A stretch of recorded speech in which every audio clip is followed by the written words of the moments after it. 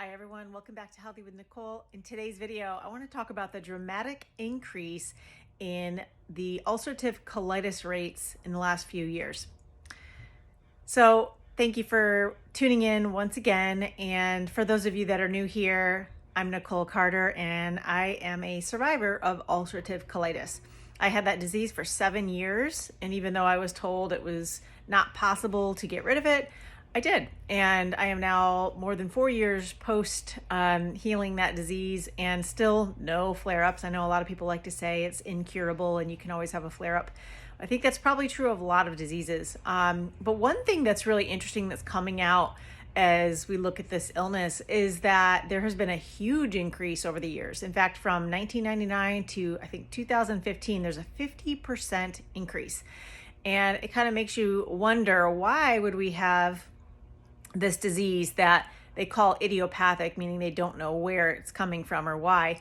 Why would we have such a dramatic increase in those timeframes? Well, there's a lot of things that can contribute to ulcerative colitis. One thing I found really interesting was that during that same time is the sale of plant-based foods also increasing 50%.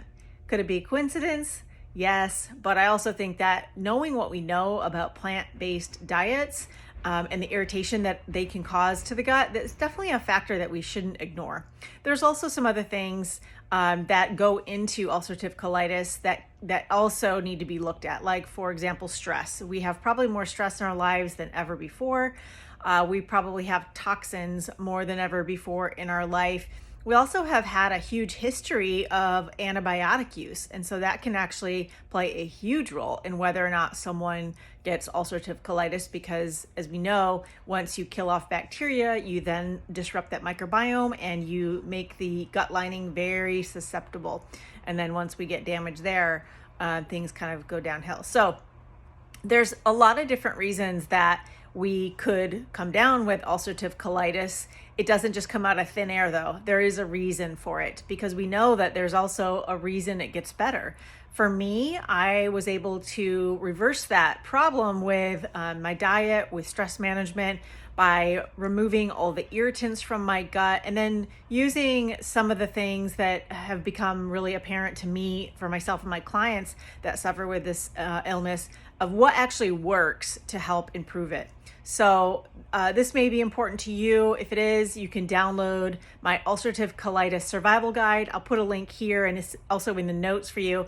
That just is a lot of things, foods that you should and shouldn't eat, medicines that you should or shouldn't take, and some other things that are helpful for people, especially during a flare, to basically survive this disease. So check that out. And also just keep in mind that every person is different. And so a lot of people have different reasons, the reason they find themselves with this illness. So I don't think there is a one-size-fits-all cure. And I have had really good results with my clients. And we use a lot of the things that I put in that survival guide. So I hope that's helpful to you. And I would love to hear more about what has helped you if you are a sufferer of inflammatory bowel disease of any kind. So comment below, tell us what's worked for you, and then I will see you in the next video.